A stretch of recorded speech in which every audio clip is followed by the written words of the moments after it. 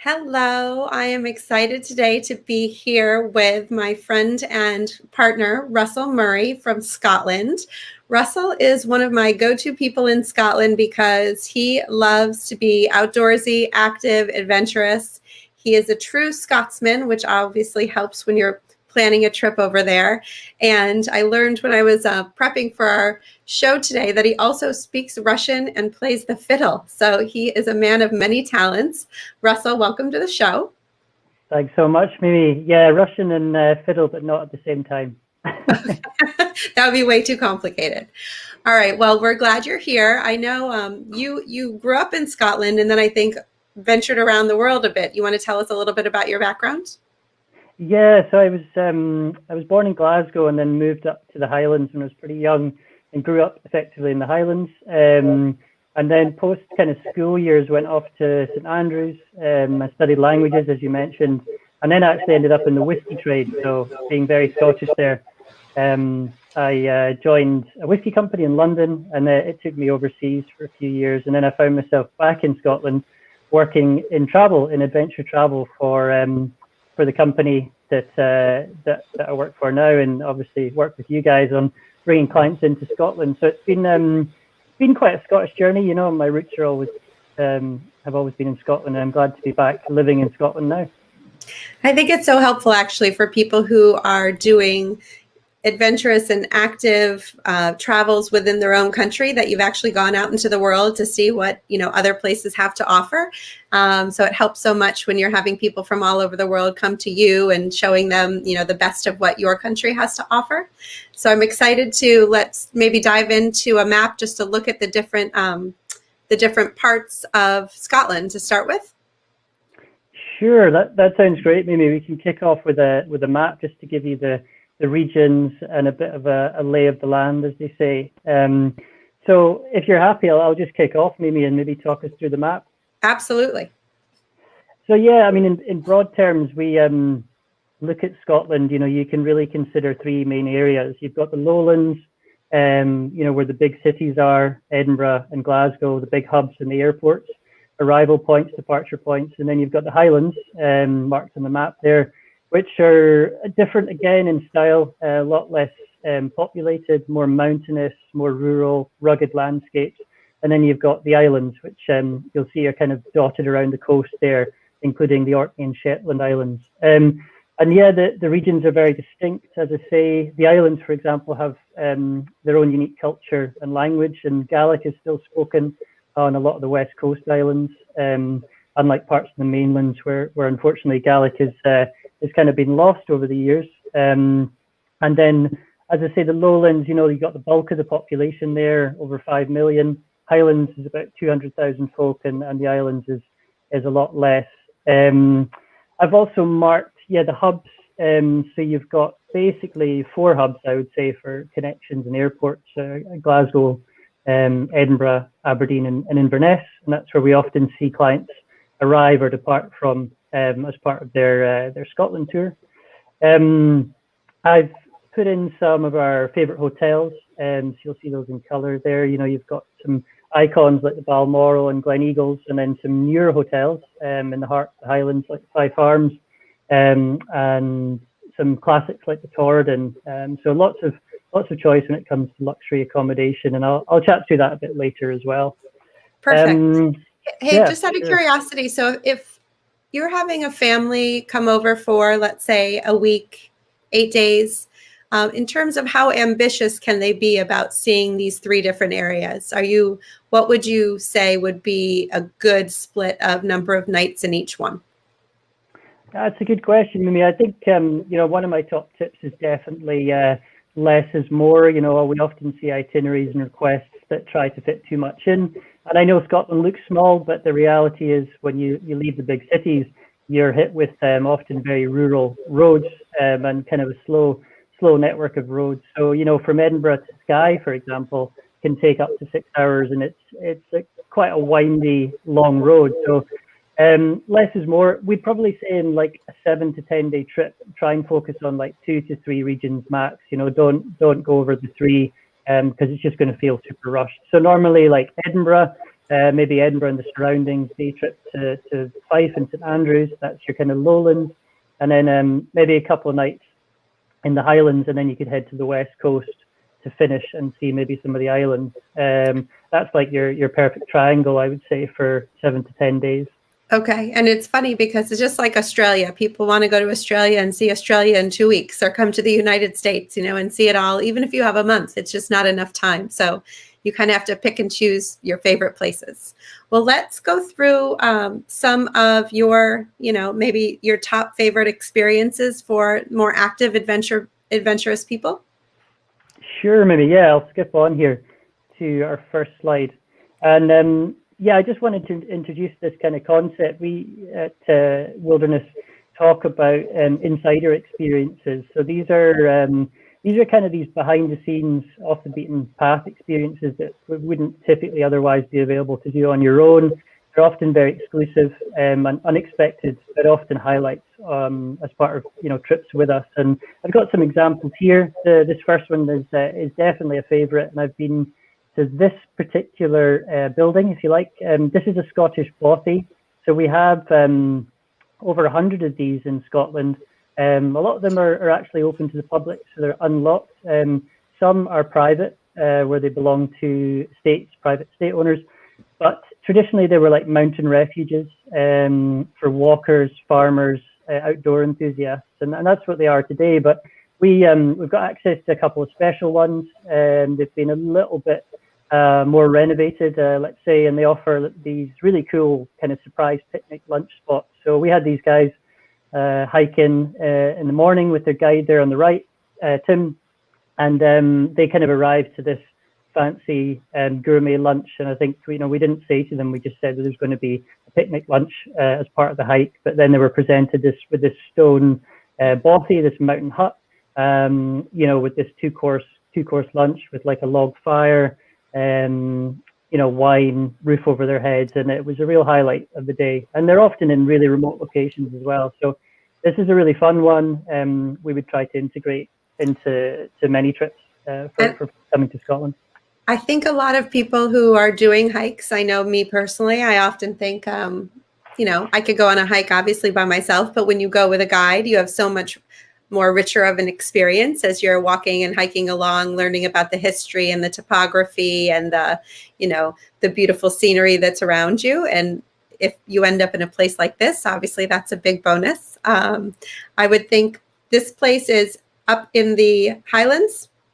Yeah, exactly. So the Highlands is definitely one of the largest regions, and this is actually right on the north coast, Mimi. So it's 3 hours north of Inverness, so there's a lot of country, even when you get to Inverness. But yeah, this is pretty special. This is becoming more popular. This is like on the North Coast 500, which has become really popular in the last couple of years. This big touring route, which is kind of modeled on, I think you guys have got Route 66 in the US. Yeah. So this is one of these special experiences if you're doing parts of the North Coast 500, I would say. And I believe you can also go mountain biking around this area as well. Yeah, so the Highlands is fantastic for mountain biking, and I would say at all levels. You don't need to be an extreme downhill mountain biker. Scotland is a world-class mountain biking destination. It's one of my favorite sports, I have to say. We offer a number of different trips and routes. One of the fun ones that we do, and I'll maybe come on to, is this idea of traveling coast to coast. So because Scotland is quite small, you can travel between like the North Sea and the Atlantic in a period of a week, for example, which is great fun. Changing scenery, the geography changes every second day.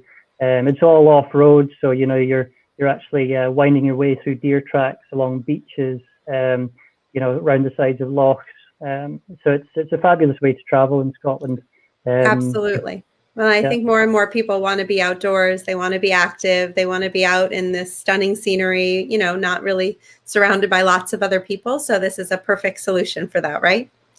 Exactly. And now, of course, we have e-bikes, which is kind of a leveler. So even if you're not a big biker, the e-bike has kind of revolutionized biking. It's accessible for everyone. And they're a lot of fun. I've tried e-bikes as well. They they kind of make the uphills seem much less daunting.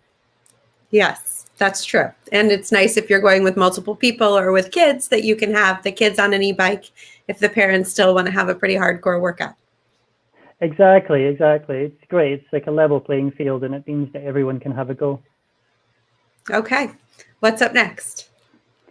So yeah, the next is just really this idea of local characters. You know, I think for folk coming to Scotland, local characters play such a big part, whether that's through our own guiding team, who are experts in their own right, or specialists that we might bring in on a trip. And these two characters are real specialists and real characters as well that add a lot of flavour to trips. So the first guy is a famous kilt maker. He's like a young entrepreneur that has a workshop in Edinburgh's New Town, and he actually makes kilts for celebrities such as The Rock. And he's a real character. You know, he kind of doesn't hesitate to tell clients that he does not own a pair of trousers.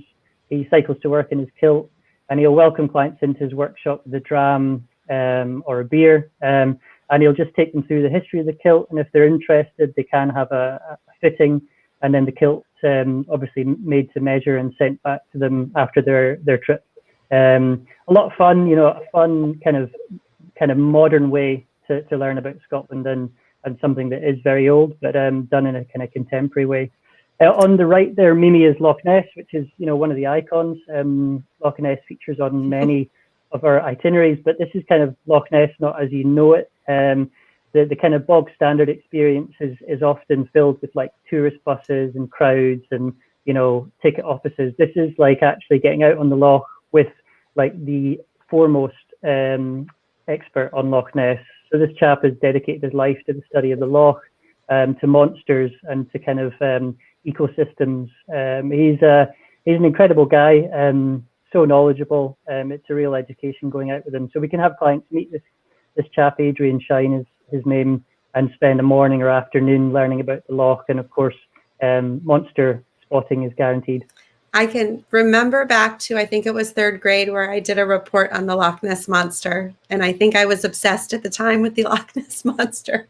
But yet I have not been to actually Loch Ness in Scotland yet. So I'll put it on my list for my next trip over there. Oh, you have to. Myths and legends and monsters is you know, Scotland's full of them. Well, it's funny because you just look at him and you can tell he's an authentic character. And I think so much of, you know, when we send people to countries all over the world, it's the people that they meet, the guides that they have that make such a big difference. All the stories that they tell them about, you know, the history and the culture. And both of them look like they'd be great guys to go head over to a whiskey snug with and have a cocktail. Yeah, they definitely bring the trips to life. You know, it's who you meet along the way for sure. You know, and I like to consider our guides as like often like bridges to these local characters. So they kind of facilitate these interactions and meetings with folk that otherwise, you know, you might not stumble across just because they are specialists. So yeah, a lot of fun, and we take a lot of pleasure in kind of designing itineraries around these specialists, if you like. Great. All right. Next one. Oh, I love marine life and wildlife for families with kids. So tell me about that enormous shark. So I need to get this right. Yes, it's the world's second largest shark. It's vegetarian, so there's no kind of risk there. Massive creatures, you know, you see the size of the boat there. But we basically, again, this is about a local specialist where we head out with a marine biologist on the west coast of Scotland in peak months of summer. So the sharks are active peak summer, so July through to September. These basking sharks are resident to Scottish waters. They're, you know, I think they've got ties to prehistory, fascinating creatures. And you can basically swim with the sharks with the marine biologist and his crew. And like you say, fun for families, for maybe couples that are more adventurous. It's kind of up there with, you know, the whale shark swimming in Mexico, that type of experience. So very unexpected, but, you know, super memorable and one that folk take away when they come to Scotland. Well, I actually took my teenagers to swim with the whale sharks off of La Paz in Baja California last year, and I will say that it was an absolute highlight for us. We loved it. So they're so, 20 plus feet long. Do you know how long the basking sharks get? They look even bigger. Yeah, I was going to say up to, from 6 meters, but don't quote me on that. I remember seeing them when we were out sailing on the West Coast, and they are literally the size of the boat that you're in, so, your standard sailing yacht or motorized boat, they're massive. Beautiful. And I know you mentioned whiskey, Mimi, so, it wouldn't be a trip to Scotland without whiskey, in my opinion. Even if you don't like it, it's pretty cool just to see how it's made, meet a local distiller. And again, we try to do things differently here, so we've got access to some closed door distilleries, so you're not sharing the experience with, bus parties and the like. You actually have the building to yourself, and you're being shown around by the master distiller himself. Which is fascinating. This is actually a distillery not far from the house, a closed door distillery, so it's only on request. And it's a wonderful experience. And of course, you have a tasting with the distiller afterwards, and you can work your way through the expressions that are made there. Whiskey obviously defines Scotland. Distilleries are pretty much in every region, and we would often try and build in a bit of a behind the scenes tour or tasting.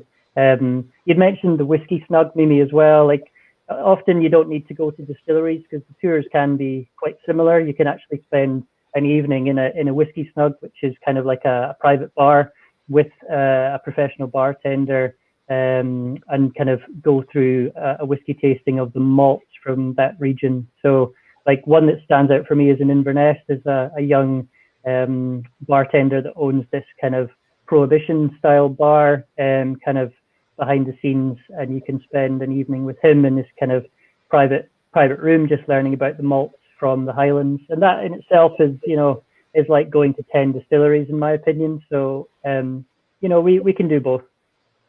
Well, I personally am not a whiskey drinker, but my husband is a big bourbon and whiskey drinker, so it'll be on. We'll do the rounds, I'm sure, and definitely the snugs. My understanding is there are snugs both in hotels. Some hotels have their own little corner on the first floor that is a whiskey snug, or there are separate sort of private bars that are also whiskey snugs.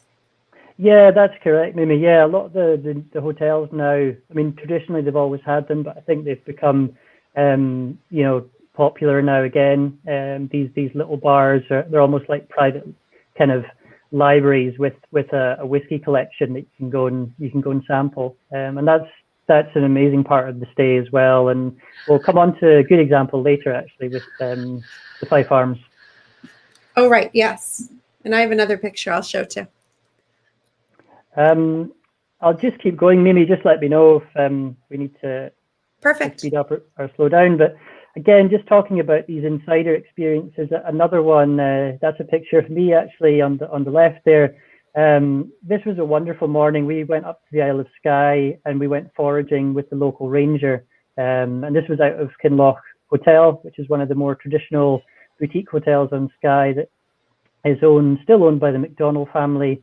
And we highly rate this hotel.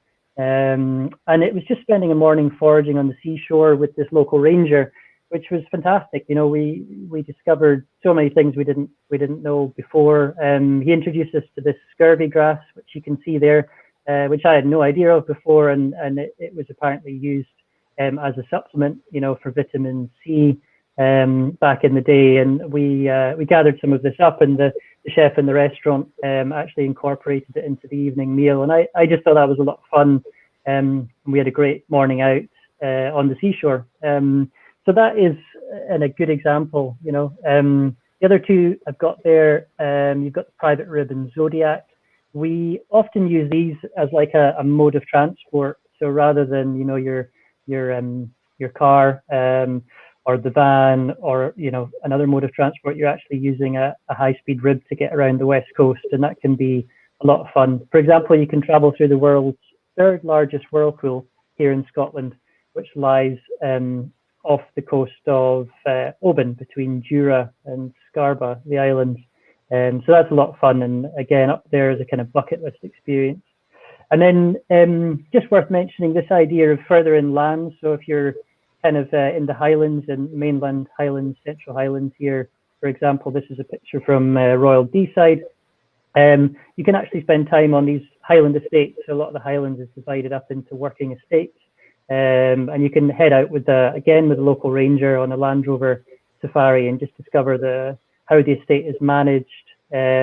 Obviously, you get to spot local wildlife such as red deer, stags, red squirrels, golden eagles, and a lot more as well. So that's a fun way to discover the local area when you're staying in the Highlands.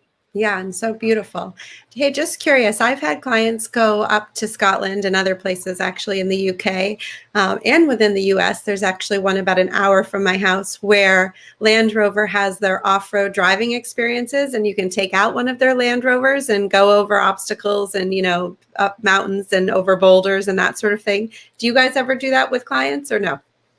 Yeah, I've actually worked on a couple of trips where it's in Highland, Perthshire, so it's a little bit further south from here in Abbey. And yeah, we've had clients that they want to drive, so they want to be in control, and they've taken out I think they're slightly newer vehicles than this one, and they have an estate there that you can basically go wild on. So I wouldn't say no to that experience, and I know that we've had clients that they were wanting to do that, so it's cool as well. It's on my list, and I don't know if you'll touch on this later. If you will, let me know. But the opposite of that is getting a sports car and go driving around all the curvy, actually paved roads. Oh yeah, like the North Coast 500 is a great example. It's probably one of the kind of road to tour, and we every summer now we're seeing these kind of vintage cars and what do you call them, fast cars, fancy cars doing the North Coast 500. So I'd say that's where you want to go if you're bringing your Maserati or something similar. Nice, sounds like a plan. I'll skip over these ones. These are just more examples, Mimi, of experiences that we build into trips. The storytellers are great. It's a simple, but it's a great example. We have some great professional storytellers that will come in of an evening around the fire and just bring to life the area's myths and legends.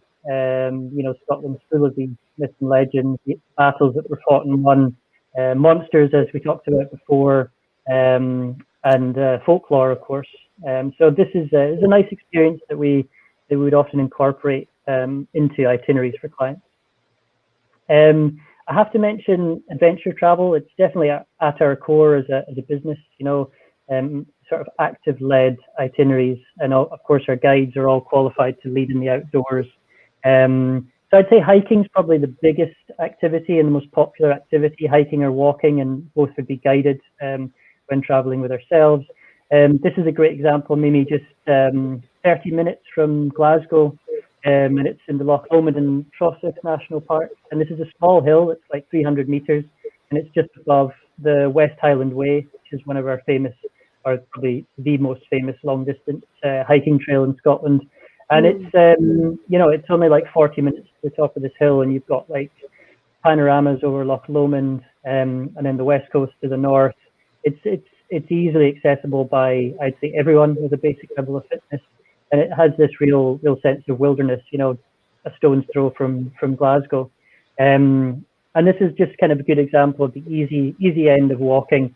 The West Highland Way is a little bit harder. It's definitely more, I'd say, medium to hard graded hike. So it's probably for clients that have done some of the world's point-to-point trails, hiking trails.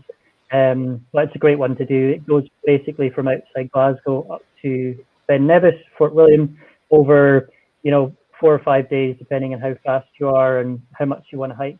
So we've lots of different hikes.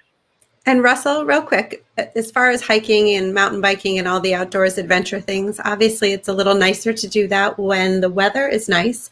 Could you give us a little bit of insight about, Scotland doesn't have the reputation in the world for being like San Diego, let's say. So what would you say are the best times of year to come, or the best months to come, for people who want to do a lot of hiking and outdoor adventures?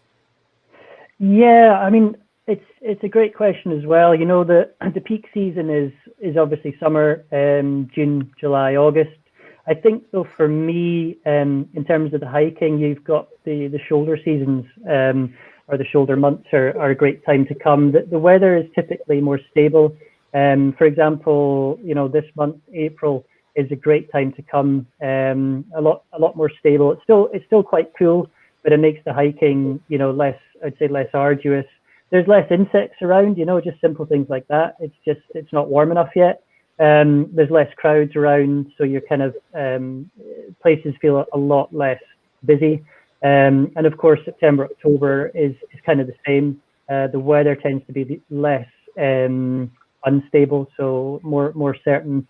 And you know, in fact, rainfall is probably less as well in September, October. So I would say for your hiking, stick to the shoulder months. Perfect. Thank you. And Isle of Skye, this is I think one of my niece's favorite place in the whole world, actually. It's so beautiful. Yeah, it's got such a kind of popularity now, the Isle of Skye. I don't know if it's through, you know, the movie scene, the sort of set jetting that we call it nowadays, or something else. But you know, it's true that it just offers outstanding, breathtaking landscapes. This is the Black Coulan mountain range in Skye, and Loch Ness, which you see down below. And this is just to show you the other end of the spectrum when it comes to hiking in Scotland. It can feel like Patagonia, I think, in many ways, very rugged, remote, and wild. You know, and we do love taking people into these inaccessible, you know, places. This is actually you know, this lady has accessed this particular hike via boat, so we actually come in via boat, and it's a fairly easy day. We're not actually scaling the peaks in the background, although you can do, but they're much more challenging. This is actually a boat trip in and then a hike up to this kind of I guess it's this ledge that offers views onto the Black Coulan. So different end of the spectrum for the hikers out there, but you know, Scotland is a world-class hiking destination, I would say. It's beautiful. Wildlife along the way. I've touched on the guides. The guides are there to keep clients safe, obviously, and you know, they're also there to provide some interpretation, and the wildlife encounters that you might see are some of these animals. Red deer. We do talk about the big five in Scotland. I guess like the African safaris, but it can be a surprise to clients. You know, they often come away saying they didn't expect so much wildlife. I guess it's just because it is so sparsely populated and largely untouched, some of these Highland and island landscapes. So grey seals, Highland cows, dolphins, golden eagles, porpoises. It's a very rich landscape when it comes to wildlife and marine life. History, ancient history and culture. You know, I could spend probably another hour on this topic in Scotland, but Scotland is, I guess, you know, by its very nature, very ancient and has some incredible history. This is just one example of standing stones that predate the pyramids and, you know, I think Machu Picchu. So we're talking about ancient kind of relics of the past, Neolithic burial sites and standing stones. And this is in Argyll, it's in the Scottish mainland, and it's a fantastic area to hike. And often the guides will kind of interpret these landscapes and the stones in terms of what they mean and why they were there. I don't know if you have any road cyclists, Mimi, or it's a sport that you're interested in. Well, I think that this one, I can tell this is a road biking trip, right? I definitely have lots of clients who are road bikers and mountain bikers. So this looks like a spectacular place to take out on a road bike. Do you have many people who come who do both road biking and mountain biking in the same trip, or do they usually stick with just one or the other? Yeah, it's strange. I myself do both, but I've found that they tend to be two separate camps. You know, they don't often do both. You know, they're either you know, road bike enthusiasts or mountain bike enthusiasts, and they don't tend to mix. I think the only exception is when folk are doing like taster sessions, in which case they might do a little bit of both, which is cool. But the road cycling again is world class in Scotland. You know, again, it just lends itself towards quiet backcountry roads, You've got some sweeping alpine passes, this idea of coast-to-coast journeying, great cafes, authentic, quaint cafes and like fishing villages along the way that just offer wonderful stop-offs that, a chance to absorb local culture as well. This actually, for road cyclists out there, is probably the UK's most popular and highest mountain pass climb. So it's called the Bealach na Ba, which is the Pass of the Cattle in Gaelic. And it starts at sea level and then goes up over 4 miles to a little over 2,000 feet. So it's a big climb by UK standards, and it offers an amazing descent down to this award-winning seafood restaurant in the village of Applecross. So this is like for the bucket list for cyclists out there, I'd say, when they're looking to road cycle. Perfect. Yeah, you mentioned mountain biking, Mimi. These are some examples of the terrain that you might expect in Scotland. Again, Scotland, we host the Downhill World Cup every year. So it is a world-class mountain bike destination as well. I think we're probably spoilt for choice when it comes to activities. The picture on the left is a lot of fun as well. As I was saying, we sometimes use ribs and zodiacs to take clients from like the end of a trail to the start of a new trail. So this is actually in the Outer Hebrides and the Isle of Harris, where clients have just finished kind of half of the day's mountain bike. The rib has come in to take them to the next island where they'll continue the mountain bike trip. And I actually did this trip in 2015 with my mother and my uncle, actually, and it's phenomenal. It's called the Hebridean Trail. It's like 200 miles. You go across 10 islands from south to north, 6 causeways. You go via 2 ferries plus the Zodiac. And yeah, I can honestly say it's like definitely my top 3 trips still ever, even having traveled abroad. It's fantastic.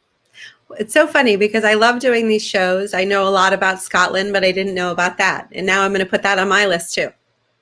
Yeah, it's a lot of fun, and I was so impressed because the first few days you're actually cycling across some of the most untouched beaches in the world, down in Barra, and then you kind of move up each day, and parts of days are actually just cycling along beaches for miles and miles of kind of empty expanse of sandy coast, which I just thought was so cool.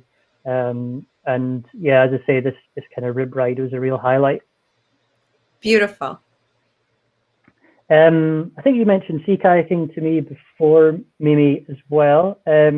So again, just a really fun activity to do as a family or a group of friends. This is probably one of the most iconic places to sea kayak, and probably one of the kind of more sheltered environments is just off Alderry Castle, which is this 13th century castle on Scotland's west coast. Made famous. You might have seen it in James Bond or Highlander with Sean Connery, which I often think looks really dated now, but it's still people still remember it, right? Yeah. Did you tell me? Did they just finish filming another James Bond movie? Yeah. So I don't think they've released it. I think it was partly filmed during the lockdown. But it's due to be released. And we had Daniel Craig here in the Cairngorms. I believe the Cairngorms features in this new one. I can't recall the name, but yeah, you're right. It's about to be released, I think. Okay, good. Our family loves James Bond movies, so we're always excited when the next one comes out. And so this one has Craig in it? Yeah, I believe it's Daniel Craig is okay. still going. Yeah, still going. Okay, awesome. We'll look out for it. Beautiful.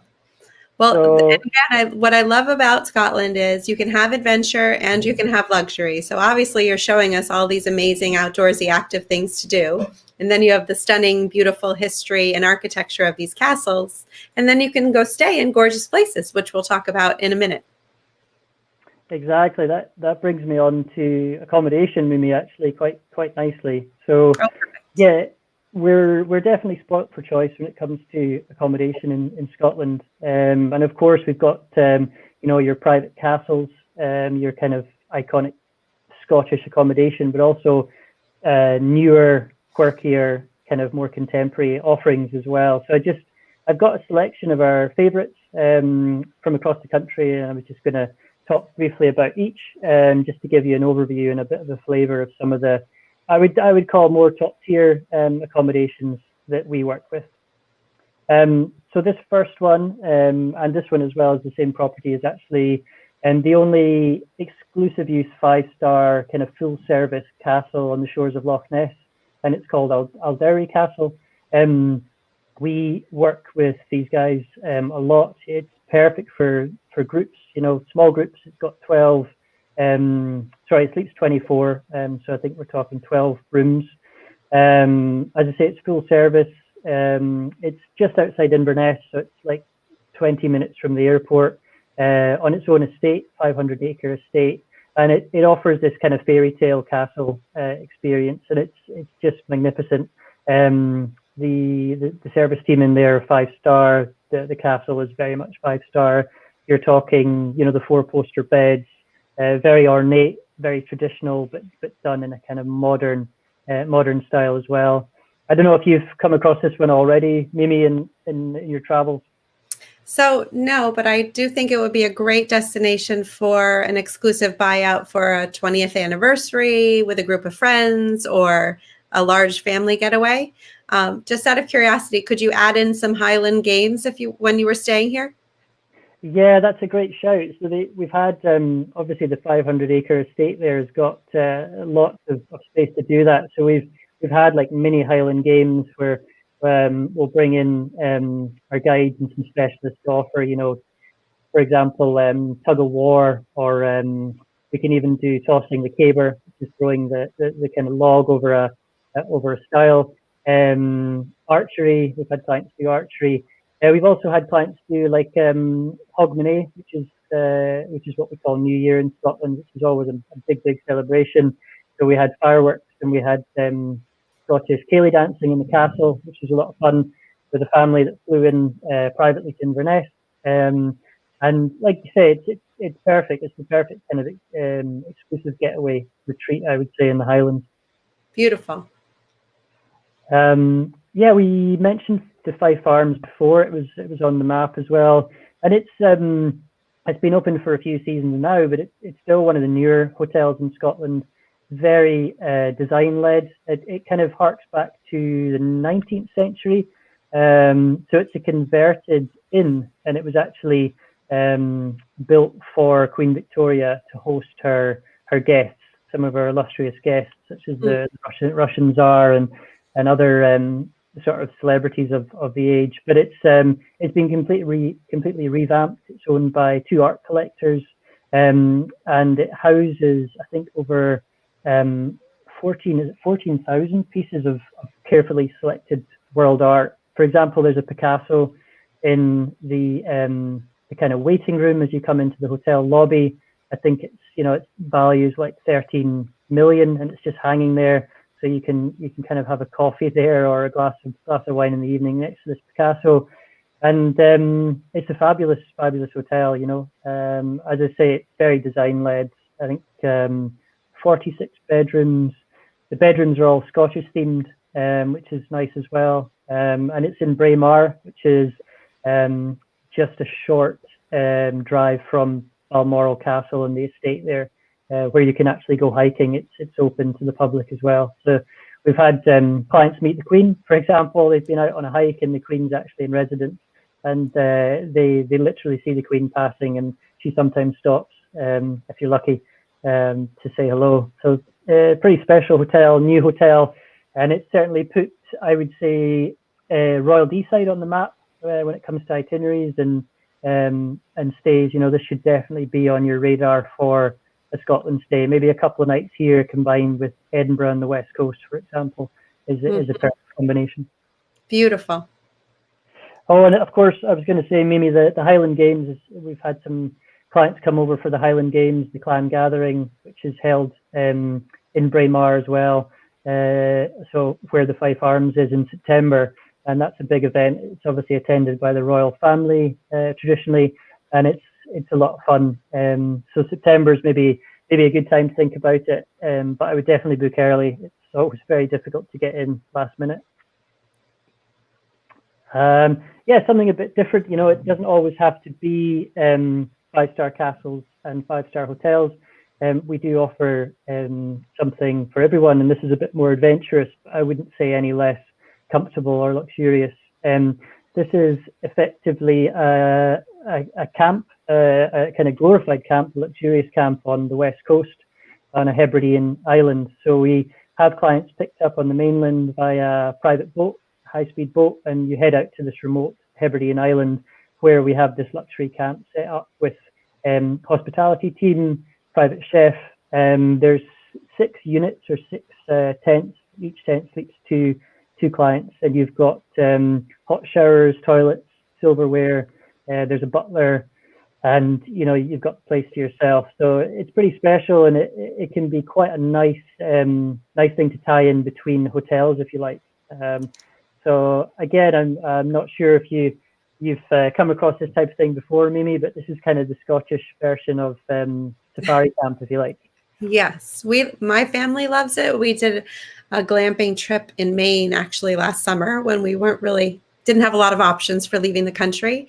And I love it. I love being outdoors. I love the campfires. And I think to your point, it's nice to complement a stay in a beautiful hotel in Edinburgh or somewhere else.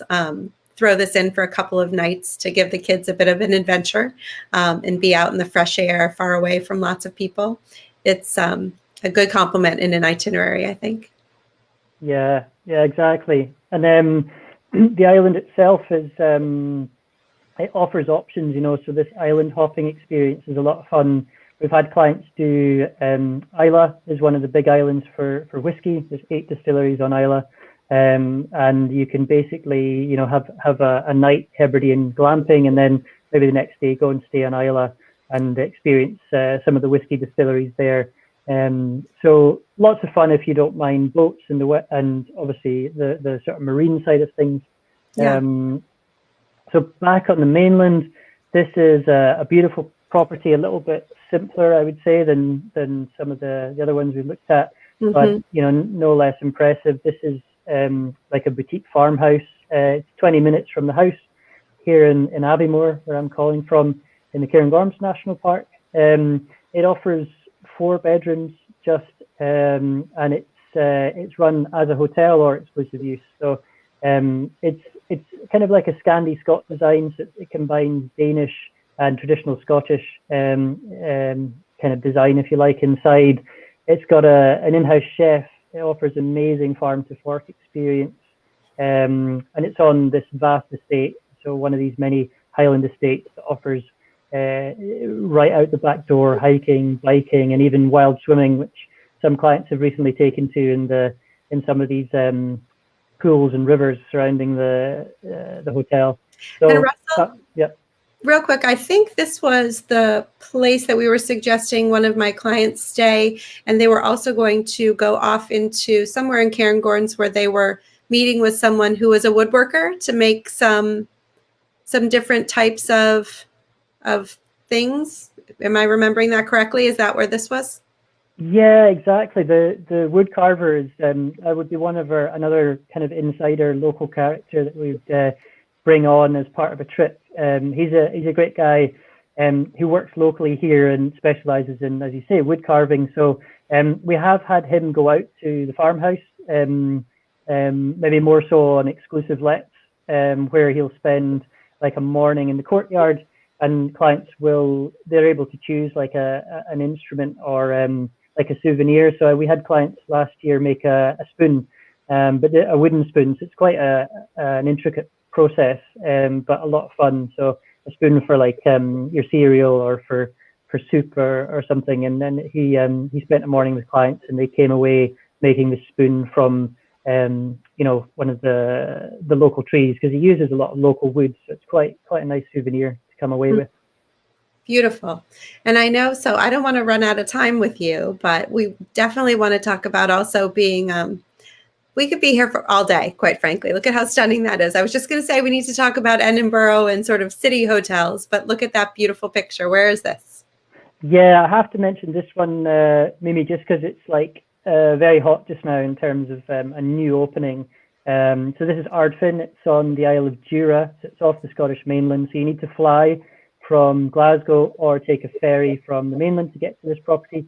So it offers there's like this. It's a Victorian villa, so a Jura house, which is the main house, and then there's farmhouses, which they call the quadrangle, which are run as a hotel.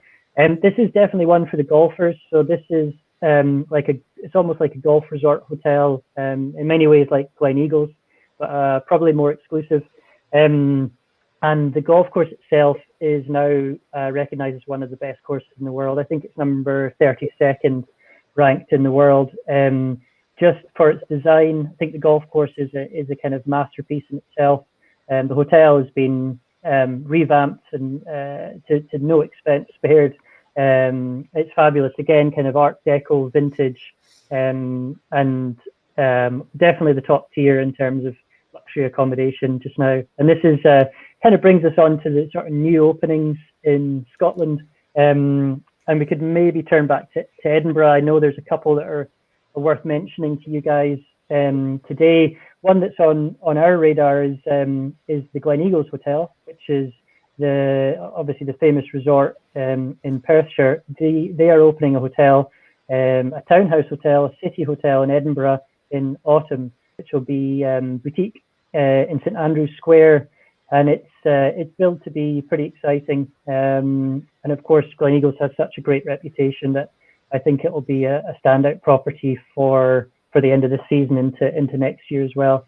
And you'd mentioned the Virgin chain as well to me, Mimi, which is exciting for next year. I believe they're opening Virgin are opening a hotel in Edinburgh as well, which is good news.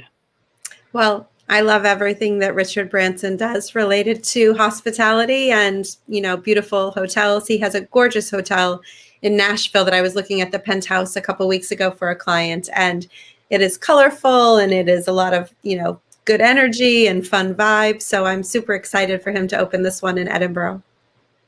Yeah, I think it's great. It just raises the bar. And accommodation and the food offering in Scotland has come such a long way in the last decade. We're now kind of competing on a world scale, and folk like Richard Branson and the Virgin chain just add to that proposition, which is great. Would you say for Edinburgh right now, what are your sort of favorite hotels, or what's even the top suite in the best hotel in Edinburgh? What would you say?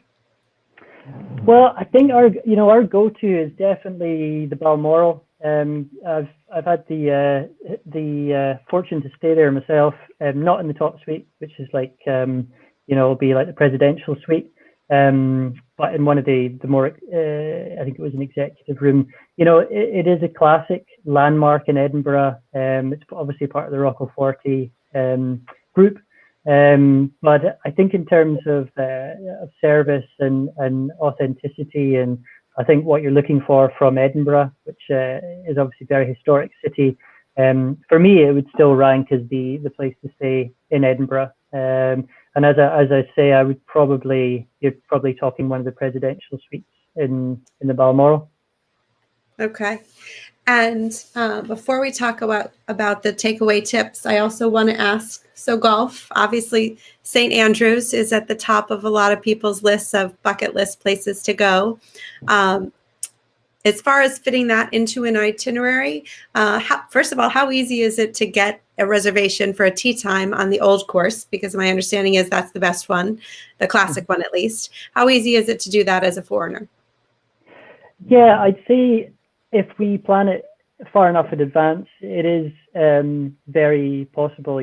We have access to like packages, so we combine it with stay at the Old Course Hotel, which then provides you with a tee time. So we can do it that way, or we can enter the ballot. The ballot's a little bit tricky because it then gives you a time, and it kind of then dictates when you're coming type thing. So I think it's certainly very doable. I would just advise that we do it with a lot of notice. It's very hard to get tee time last minute, and I think that's probably going to be even more challenging now. So for golf on the Old Course, there's obviously there's King's Barnes course as well, which is a championship course, and it's equally impressive. That's much easier to get a tee time last minute, but the old course is all about pre-planning, I would say. Okay. And then what about some of your favorite restaurants in Edinburgh or throughout Scotland? What are the few that bubble to the top? Not necessarily, they don't have to be the super fancy Michelin star, which I know you guys have. If you have one of those, for sure, but do you have other favorites too? Yeah, in terms of restaurants, I think the food scene is tremendous. You know, I think it's come a long way. I'm trying to think of, you know, fantastic, memorable meals that I've had. In terms of the Highlands, I'm always really impressed at how many, you know, Michelin-starred restaurants there are just in my local area. I'd say I'm trying to think one of the best meals I've had. The Witchery in Edinburgh is a great option. I think it's probably still quite well known. It's like a 5-star dining option. I think it's like a restaurant with rooms, lots of history, but you know, very high caliber food offering, if you like. The other place that actually really is stand out, and it's not really on the radar, is a place called Ballintaggart Farmhouse. So again, it's more in this boutique farmhouse realm, and they have an amazing food offering. It's kind of very understated. I think it was 2 chefs that opened the property in Perthshire. I can send you the details later, but they offer an amazing dining experience. It's just in this kind of simple but stylish farmhouse where it's like this open plan kitchen, so you can see the chefs making the food, and then you're dining there. That is fantastic as well. Those are 2. I mean, I do just like some of the down to earth options as well. Maybe like the Fife Arms has the Flying Stag Bar, which is just like the locals bar. They do amazing kind of gastro pub food. So again, very down to earth, not Michelin starred, but quality local, you know, fresh local cuisine with the locals and with a great kind of buzz and atmosphere. So often it isn't, for me, like the kind of formal Michelin settings. It can sometimes be these more informal settings.